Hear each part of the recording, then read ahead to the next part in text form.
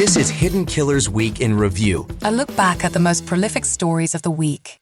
This is The Big Breakdown, a long look back at some of the biggest stories we're covering for you at the Hidden Killers podcast and True Crime Today.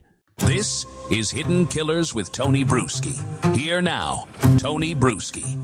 We are bringing you breaking coverage right now in the double homicide case at Devil's Den State Park in the state of Arkansas. Just outside of Fayetteville is where this park is located, an otherwise very peaceful, very popular state park for families and travelers and hikers alike, and also very busy on a Saturday afternoon at the end of August. We had a moment to talk to a couple who believe they came face to face with the man that they believe was the killer of this husband and wife who were murdered on that trail in front of their two little girls, age 7 and 9. We're going to go to that conversation in just a moment, exclusively here with the Hidden Killers podcast and True Crime Today, and reveal new information that has not yet been revealed by authorities, but eyewitness accounts of what they saw and more new information on the alleged suspect in this case. But to give you some context on this case, it was a normal afternoon in the state park. That husband and wife with their two little girls did not make it out alive. The children did. Clinton and Kristen Brink, 43 and 41, were murdered in cold blood on that trail. Their kids were right there. And now Arkansas State Police are in full-blown manhunt mode for the guy who did it. I will say this, though. Answer your phones or get more people on it, because there's a lot of people I've talked to who have information, who are trying to get through to you, and your phone rings and it just hangs up on people, including us. So do better. They're looking for a white male, dark clothes, fingerless gloves, possibly in his 20s, last seen hauling ass out of the park on a black four-door sedan with a license plate taped over.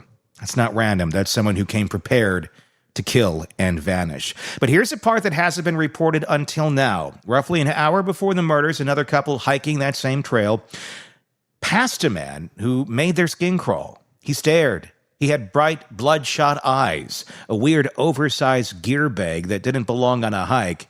And the second they walked past him, they knew something felt wrong. They tried to call it in to the state police. They couldn't get through. And now they're talking to us here exclusively at True Crime Today. I'm about to speak with a couple who may have locked eyes with the very killer just minutes before he struck. Let's get into that conversation. The couple does wish to remain anonymous. Thank you guys for joining us. Let's start at the beginning. What was it like yesterday on the trails? I know it was very hot, but take us there. So we were out, the four of us. So me, my sister, her boyfriend, and my fiance here, and their dog, my sister's dog, who is a good-sized golden doodle as well. So the five of us, I guess, left Fayetteville probably around 9, got to the park 9:30 or so, and we hiked a couple trails. I think we did the Yellow Rock Trail first, and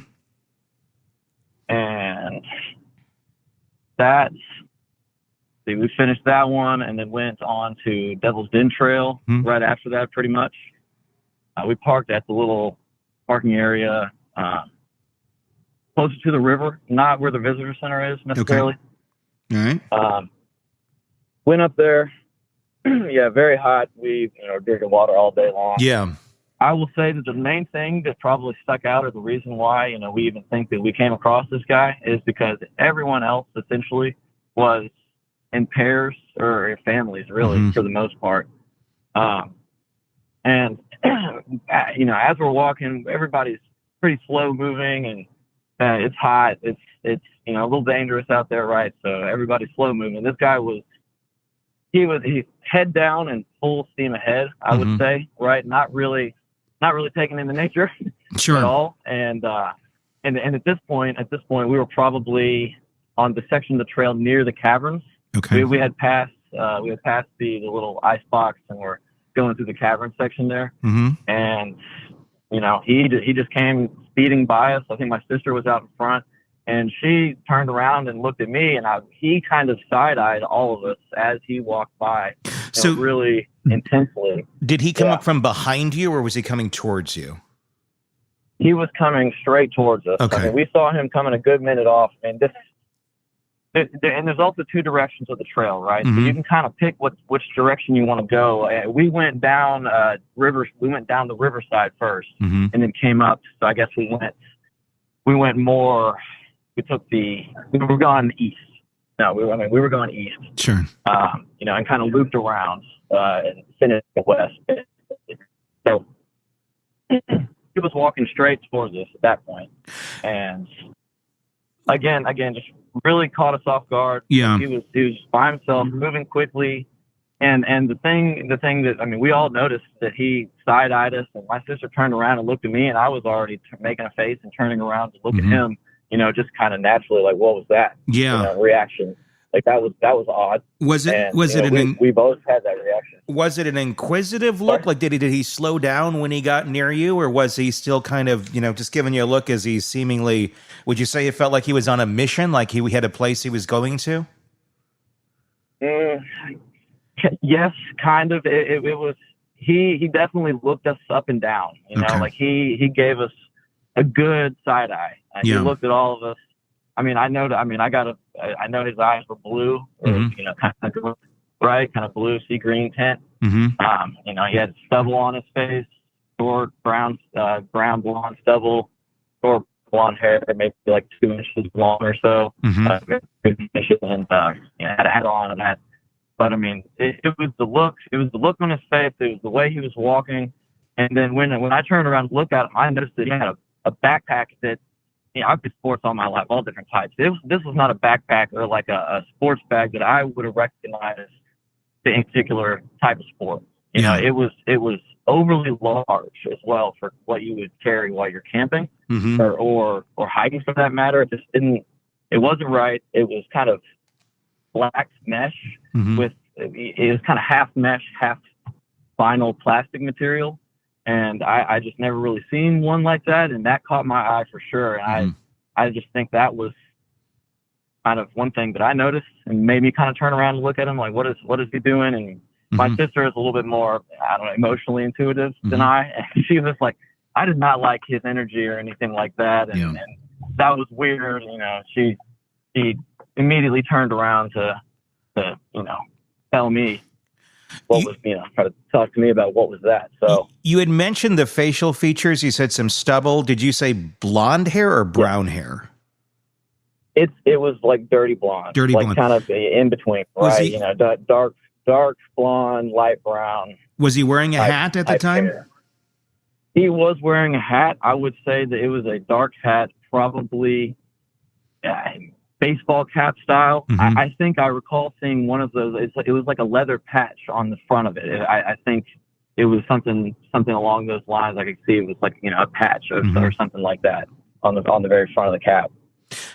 How tall would you say the man was? He was around my height, maybe a little shorter. So I would go 6 foot to 5'10", somewhere in that range, most likely. Like, what kind of build are we talking about on this guy? He a little stocky. Okay. Not super thin, but definitely not fat. So kind of just average. A good stocky build. Okay. Yeah. I would consider myself quite a thin, tall guy, and he was much wider than me. Right? Did you know? Did he have anything? Like, did you notice a knife on his body or anything? I wonder if that was in the pack. What did you see? Did you see anything physically on him other than what he was wearing? I did not see anything in his hands. Mm-hmm. It looked like he was kind of grabbing the, like how you hold on to a backpack when you're walking. Mm-hmm. He was holding the sides, the straps, as he was walking by us. I did not see anything if he had anything in his hands or not. But I tell you, it looked like he had something in his backpack. You could tell that there was weight in the bottom of the bag. It was just, it looked like it had weight in it. And I turned around to look at him. How busy were the trails yesterday? Just for perspective here for folks, today we're at 105 degrees with the humidity. So yesterday was very similar. It's a very, very hot day out there. Was there a lot of people on the trail? There was. I mean, we were passing people every 5 to 10 minutes, easily. Passing someone passing us going the other direction. We were, like, again, you can go either way on the trail. So we were passing people. People are coming against the grain. Lots of families. That's the predominant thing, right? Is a bunch of parents, lots of kids, lots of couples. Obviously, the four of us. Yeah. Are a couple, lots of dogs as well. I mean, a lot of dogs out on the trails in general. Which makes us very odd for this to take it being hot. For this to take place in the middle of a Saturday in a very busy trail on a very busy day. That's what makes it all the more odd. It seems that this would happen in a place like this. The odds of getting caught are fairly high. Obviously, they now know some information about him. Were you aware of anything that was amiss while you were out there? Did you find this out after you'd already left? No, yeah, we didn't find out until this morning. Actually, we were going to eat breakfast, and my fiance was looking on Facebook, and we saw just a repost of a post that the sheriff's department had made, announcing that there was a double homicide at Devil's Den yesterday afternoon. We were like, what? Yeah. We left the park at 1:30, and it says that they were reported at 2:30. Yeah. I mean, it would have happened probably around the time. Go ahead. Sorry, I was just going to say, I think, too, what was so intriguing was as soon as we saw that post, I feel like I didn't notice the man as much. I had the dog strapped to me and was just trying to kind of focus on that. But all three of them said, do you remember that man? And we had no idea the description of him yet. We had no idea what trail it was even on. So I think as we uncovered and found out more, it's like, oh man, this is definitely the person that we interacted with, and this is definitely the time frame where we were walking right past him as he went up to this couple. I mean, we interacted with multiple families as we were walking these trails. We interacted with families that had GoPros, like on them, walking around, and so we all looked back at all of our photos, at all of our videos to see if we could find anything. But it's so eerie to be so close to evil. Oh God, yeah. I mean, I totally hear you. The next day, I'm sure you were very close to something very, very dark. My gosh, I mean, that's quite a thing to wake up to find out that sort of information the next day. Of all the people you saw on the trail when you heard that news this morning, when you saw that post, was that the first person that came to your mind versus all of the other folks that you saw on the trail that day? By far, the first and only. I mean, it's like I said, every other person that I saw that we saw together had a family. They said hello to us. And everyone was talkative. Sure. I mean, it was a beautiful Saturday. It was hot, but a beautiful day. Yeah. And everyone was very, very, very pleasant, right? And this guy was 100% not pleasant. Yeah. Very, very single-minded. And gave us, I mean, really a death stare. I mean, really. Yeah. Did not turn his head, side-eyed us, death stared us down, and kept moving, right? Yeah. It was very out of place. Yeah, that's odd when that sort of thing happens. I know you had mentioned that, or your fiance had mentioned that she was trying to get in contact with the police to share what you just shared with me. Have you gotten through? Because honestly, we've been trying to get through today ourselves as well, and it just rings and hangs up eventually with the state police. Right. I mean, that was our very first thought was, man, we need to call them, and it's the number that is posted on the sheriff's department post. We've called several times, tried several different departments throughout the day too. Yeah. We called first thing this morning, and we just called right before we got on the phone. Yeah, I don't know if they're overwhelmed or not. 479-751-6663. I find the 666 ironic, being Devil's Den and this being a double homicide. But yeah, I'm imagining they're overwhelmed right now. I'm wondering why they're. I was actually just walking around Prairie Grove earlier this afternoon, which is where the couple now lives. They moved in from another state recently. And I was just asking around. There's several little antique stores down there. And I was like, just asking the folks, the clerks and such, like, hey, did you hear about this? And surprisingly enough, no one really knew about it, which I was kind of surprised to hear about 24 hours into this, that nobody in a town right where this took place, that this was a thing, considering the suspect is at large. I don't know if it's just bad messaging or what, but I found that to be interesting. That folks are unaware right. of And this. I read several comments. I can't stop thinking about it since we've read about it. Mm-hmm. So just deep diving into it, there's several people who are concerned with the speed Mm-hmm. of reporting and just of like let's get it out there, the blast. Yeah.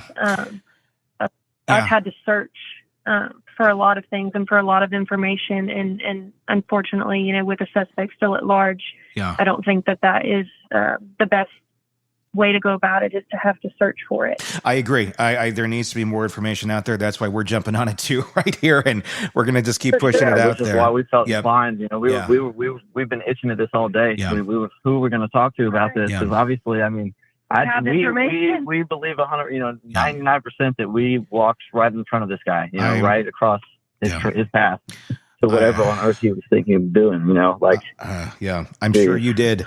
From what you described, that very much describes the man that the authorities are putting out there. Right. Well, you guys, as soon as they put out a secondary description of him, I mean, he had on the gloves, the fingerless gloves. I know we've been talking about that all day, that he had those on. They said he had on sunglasses, but I think they were on his cap when he passed us, because that's like a big description. I saw his eyes very vividly. Like, he definitely did not have sunglasses on. They might have been on his hat. Like I said, I saw the patch. So if you were to, and I'm sure hopefully at some point here you can get in contact with authorities, or we can get them in touch with you.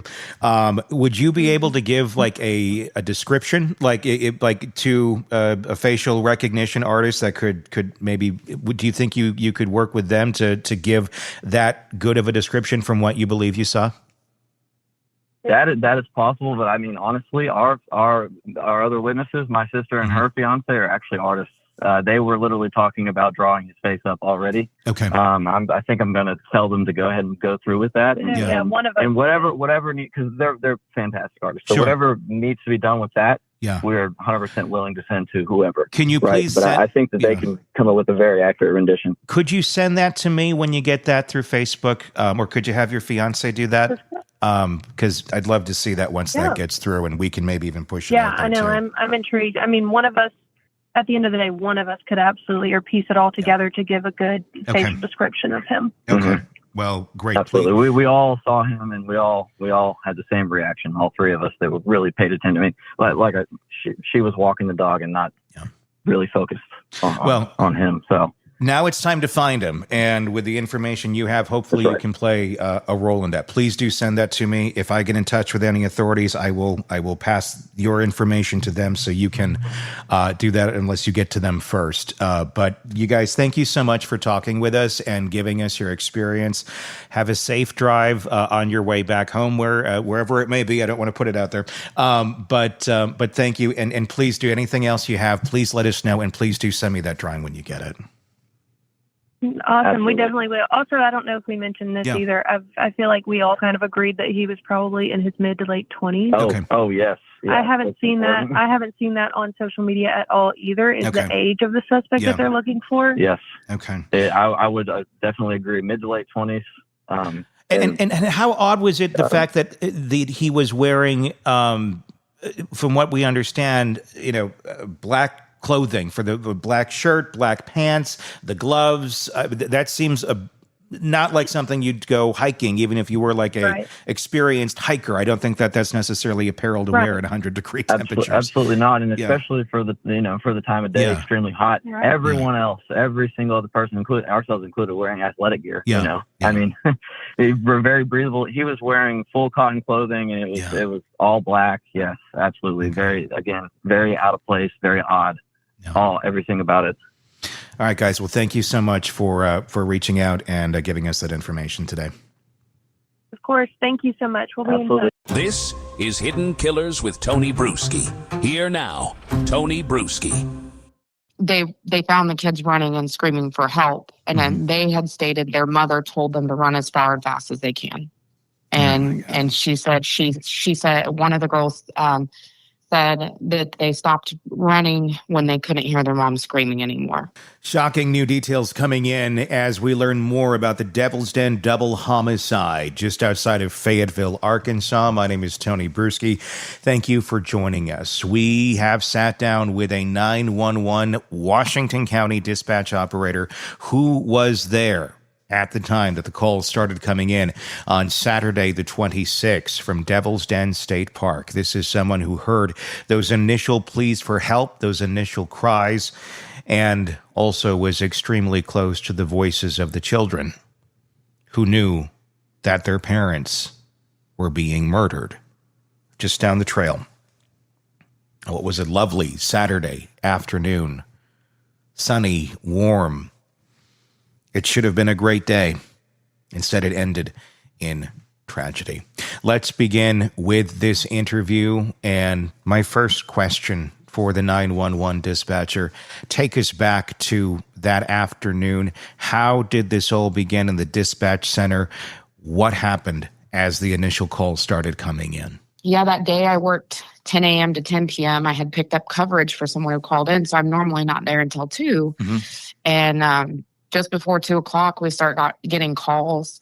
I received a direct phone call from a young lady that worked there in the visitor center. And I had told her, oh, yeah, it sounds like we're already taking a call. And, you know, when we hear of kids being lost or something like that, that's what we were first thinking, is that, like, they just maybe got separated from their parents. And then there was only 3 of us in the room at the time because it's not super busy on Saturdays. Sure.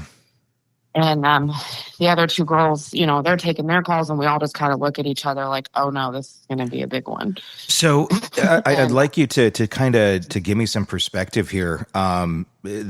What exactly took place that, from what we know, of how these children ended up, tell me what happened here between the parents not being with the children to the children getting into some safe custody. Walk me through that whole scenario. From what I understand, the children were found by another set of adults. I'm not sure how many, or if they were, you know, a couple or whatever. Another dispatcher took that portion of the call, and they found the kids running and screaming for help. And then they had stated their mother told them to run as far and fast as they can. And she said she said one of the girls said that they stopped running when they couldn't hear their mom screaming anymore. That part still gets me. I have children as well. Sure. No, I do too. I'm the same age as the parents, and I have a daughter very close to the same age, and we've hiked in that same place. And I was just there not long ago with my family, and my kids are a little older, but I mean, I've had kids in my life my entire life, and it's just there's certain things that you have a soft spot for, no matter how seasoned we are in dispatch. It's just some things just kind of get you. And I mean, I've buried one of my own children, so I've lived a pretty hard life. Sure. So it takes a lot to get me choked up. And I remember, just kind of fast forwarding a bit, and I'll circle back, but I had to call state police because we just try to keep them informed with every detail we get. Sure. As soon as we started taking the call, we dispatch it out over our radios before we even have a form of BOLO. We just say, hey, we're taking a call. BOLO for this type of vehicle. All we know is it's a black vehicle. You know, it's really not a lot to go on, but they may pay attention to one driving erratically that they wouldn't normally or something. Sure. And I want to get to the vehicle in a few moments. But I want to I want to talk. You keep me in line because I talk. Sure. No, I hear you. And there's so much that we want to get across. Let's go back to the mother saying, run as far and as fast as you can. There's been reports that the father was initially, these are unconfirmed, that the father was initially attacked. The mom got back to the car with the kids, and then she went back. Can you confirm or dispel any of that? I can't confirm that. It's not lining up with what I believe we were told in our initial call. Mm-hmm. As far as I know, other people found the kids running and crying, and and they heard their mom specifically ask him, "Why are you doing this?" So that's what we were told. And those girls were speaking directly to the park ranger that was speaking to one of our most senior dispatchers. The child asking, why are you doing this? The children asking that to the perpetrator? No. Mom. Okay. No. Mom asked, why are you doing this? So dad was stabbed first. Okay. And I believe that the initial attack was directly in his chest. Oh, God. Okay. According to the little girls. Mm-hmm. And there was people that brought them to the visitor center from somewhere along the path. I mean, from what we understand and looking at the map, they ran pretty far on their own. Really? What portion of the park did this take place in? I don't recall the name of but I remember it being the lower trail is what they were talking about. Okay, that's what I've been hearing too. I'm not sure what that really means. I've not been out there a lot. I've only been out there just near the waterfall and one of the paths close to that. So initially, we're getting this call. We're just all kind of taking information. The main dispatcher was, I believe she called back because she had more questions. She wanted to talk directly to the children. And I remember her saying, if you can't answer these questions, that's fine. Mm-hmm. But we were getting third-party information and it's just kind of difficult. We want as much description as we can. So I called a park ranger back and I was like, hey, I know you're like not able to probably answer or ask these questions, but whoever saw the vehicle, can they tell if it was a 2-door or a 4-door? Because initially we had no idea. Sure.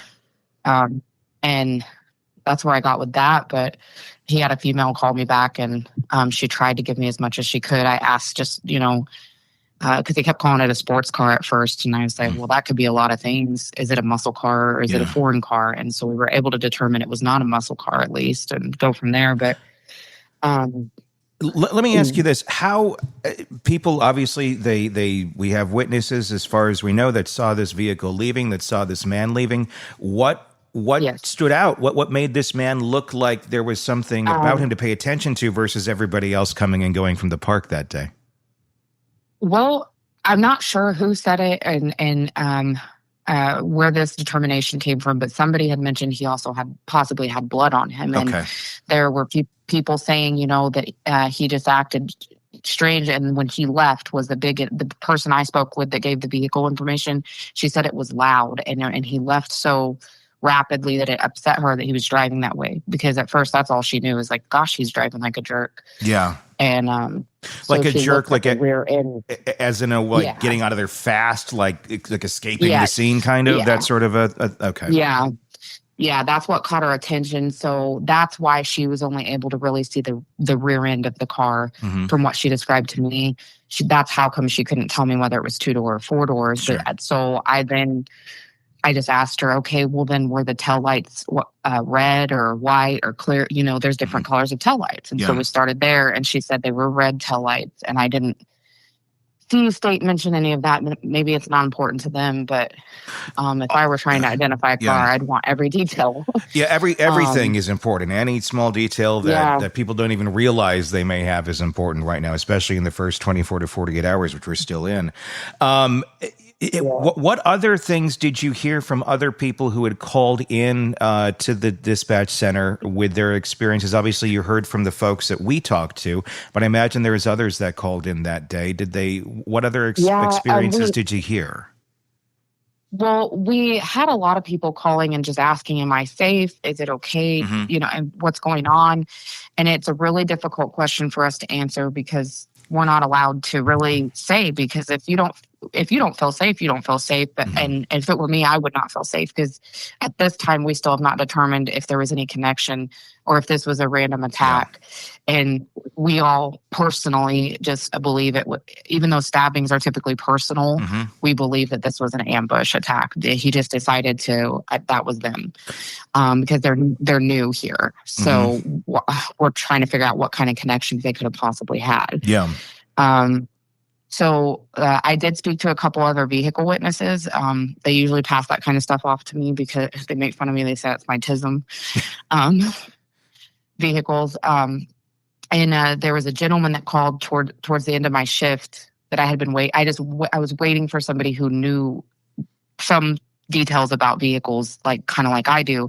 He also agreed that the vehicle was very loud. That's what caught his attention. He was out with his wife, I believe on a hill. They live out there. And he said, what caught his attention is how loud the exhaust was, and just they sounded like they were driving really rapid. So he looked over and he was telling me, he's like, I saw a black vehicle, all blacked out, black on black, leaving, but he said it had a dual exhaust and four exhaust tips, so 2 on each side.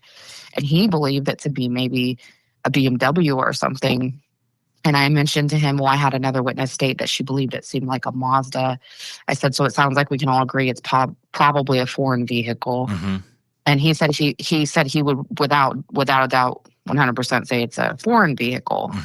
And I had asked him a few more questions. I had another lady that vehicle, I guess when she was leaving the park, almost hit her. And she said around 140 or 145, she thought, maybe somewhere in there. But she couldn't really remember what time she was heading to the park. He was leaving and almost hit her head on. So I asked her for a front end description. She said that the lights, like it was a low profile car, the lights were more fitted to the vehicle, like oblong, because I asked about shape and everything. The other lady originally said that the tail lights were rounded or curved, so not square. And then the second 2 people could tell me for certain it was a 4-door. So that was helpful. And are there any cameras in the park that would have caught the vehicle on camera where we would, or do they have that? I'm surprised we don't have more information out to the public. I know. That's my biggest thing, because I covered hundreds of these cases all over the country, and this is the time that the public needs this information. Yes, because they can look. This is now. And you're going to lose them if we don't. We need a clear vehicle description if it's available, and we have plenty of eyewitnesses that we could get a sketch done. I don't know why we don't have one done yet. I'm not trying to be critical here, but my God. No, I was frustrated because I also initially asked the ranger, I said, well, can you start asking people that are there, have they taken pictures? Everybody takes pictures. Yeah. There's always pictures of cars in the background. They may not know what they have. I was like, send them all to me. I have time. Yeah. I will look at them. I can tell you for certain almost every vehicle that ever crosses my path. I can tell you what year, make, and model it is. Yeah. Just by little, even if like Kia Optima, the years that they had the side markers on the side, I know those things. Yeah. It was just like really hard for me because that's something I can do. That's something I can help with. Do we know why they're not giving out much information yet? I mean, it's basic, but I think it's because they believe this person will be watching social media, and then if they put too much information out there that they may already have,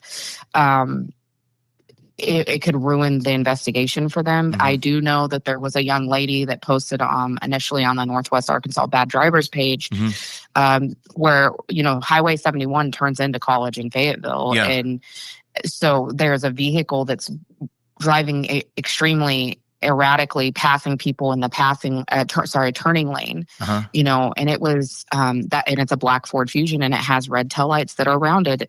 Now, granted, that's not a foreign car, and I don't necessarily know that it had a loud exhaust like the other 2 people said. It may just be another bad driver, which is why there's the Facebook page to begin with. Right, but it did seem to have black tape over a paper tag. That's the number one That's thing. That's a key piece. That is very, But then you have to think, are there people doing this? Like, if this was random, maybe there's a group of people protesting something or just committing random acts of violence, and that's their thing. They're going to put tapes over their heads. So you have no idea. It's hard to... There's so many different... Yeah, I mean, I feel like that would be a stretch of an assumption to make at this point, but it certainly is something that if it was being posted on the Bad Drivers of NWA, that will also give us more descriptions and more places to look for cameras, whether they be street cameras or whether they be store cameras or house cameras, ring cameras, all of that. I would imagine we're going to find more info on this vehicle. The faster, the better to get that out, unless they already know who this man is, which if they do, bravo to them. That's great. And if you don't, we need the info. The initial public bolo it was a police bolo. I'm not sure what the public was able to hear. Did have a Mazda 6 a 2012 Mazda 6. Mm-hmm. It was black in color, but it did not have tinted windows like everybody said, and it had a Connecticut plate. Mm-hmm. But that was later determined by one of our sergeants that, hey, that vehicle was here when the crime scene tape was like they were here as a couple going hiking. Like so that was not the vehicle. They showed up afterwards. Yeah, it couldn't be them. So they took that part out of the bolo and just said that it's a 4-door black, which is one of our most hated things. A white passenger car or a 4-door black car. Those are like two of the most common cars ever. Yeah. So that's where I came into play. It was like I at least determined it wasn't a muscle car because they kept calling it a sports car, and a couple people thought maybe it was a more fancier, nicer model car. So that's where I was like, okay, does it have any dents? Yeah. Stickers, scratches, paint damage, anything you can think of that would help identify the car. And the ladies all said, no, it seemed very new, very clean. And one lady said it seemed more like a fancy Toyota. She's like, what's the upgraded model for a Toyota or a Honda? And I said, well, it's either Acura or Lexus. She said, I think it could have been an Acura. Yeah. And then the man I spoke with, when I was speaking to him, I thought I had two people say it sounded like a stick shift because they were the same people that said it had a loud exhaust. The first woman I spoke with. And I don't understand why they're not. I gave all that information to state, like, hey, two people have said this vehicle had a loud exhaust, and it sounded like a manual transmission. They don't make a lot of manual transmissions these days, so that makes me think it could be an Acura. Yeah. There are some Toyotas, and there's even Subarus that are stick shifts. So, like, we can narrow it down somewhat. Yeah, we can. I mean, it's the fog of war right now while all this is going on. I want to go back to the actual the stabbing itself. As you said earlier, from what you believe from the reporting you got from the kids speaking, that the father was stabbed first. Do we know? I'm not trying to be gory or anything, but how many times was this a multiple stab situation? Was this a quick? I mean, go ahead.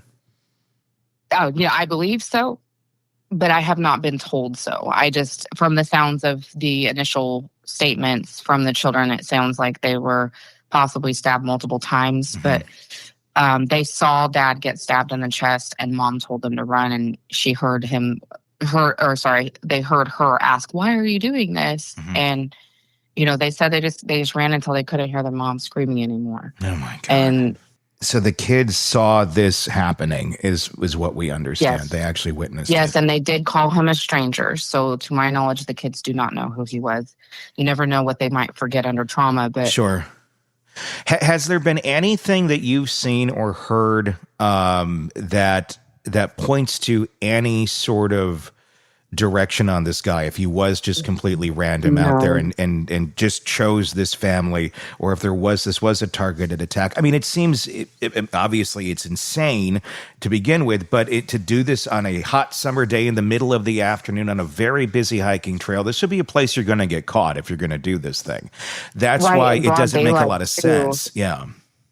No, and then like everybody's saying, his clothing kind of stood out. People obviously noticed him, but you don't realize what you noticed until it's too late sometimes. Sure.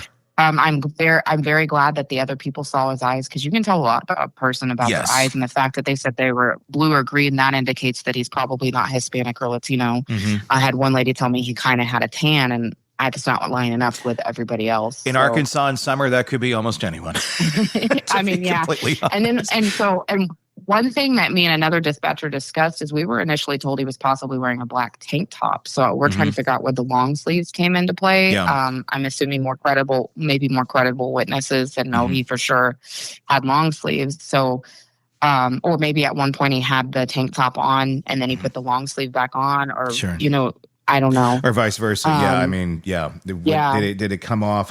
Was he looking different, I wonder, before the stabbing and after the stabbing? Like, did he take something off that maybe had blood stains or something of that nature? Yeah. And see, somebody did mention that he possibly looked like he had blood on him. And I just don't know if that was creditable or not. His gloves were... he had on black gloves that were allegedly fingerless, so that still stands true as far as I know from everyone. And that's just odd to wear that when you're not riding a bicycle out there. So the whole thing. Yeah, I have a friend that owns the car wash in West Fork, and he has cameras. And I said, you know what? And we also immediately had Greenland and West Fork PD. I was working that radio. It's called Small Towns, and there's 11 different agencies. As soon as I heard this was going on, I had them check Brentwood West area because somebody could go there to clean up. Sure. It's easy river access too. So I had them go there. They checked all of their city and county limits. You know, we kind of all band together. And then I reached out to my friend that owns the car wash in West Fork and asked him to check his cameras for anyone dumping stuff in the trash can and just looking suspicious, black or dark colored vehicle. And so he's going to do that, but I haven't been able to run that. As of right now, as we're talking, has there been any leads on finding this vehicle at all? Not that I'm aware of. Okay.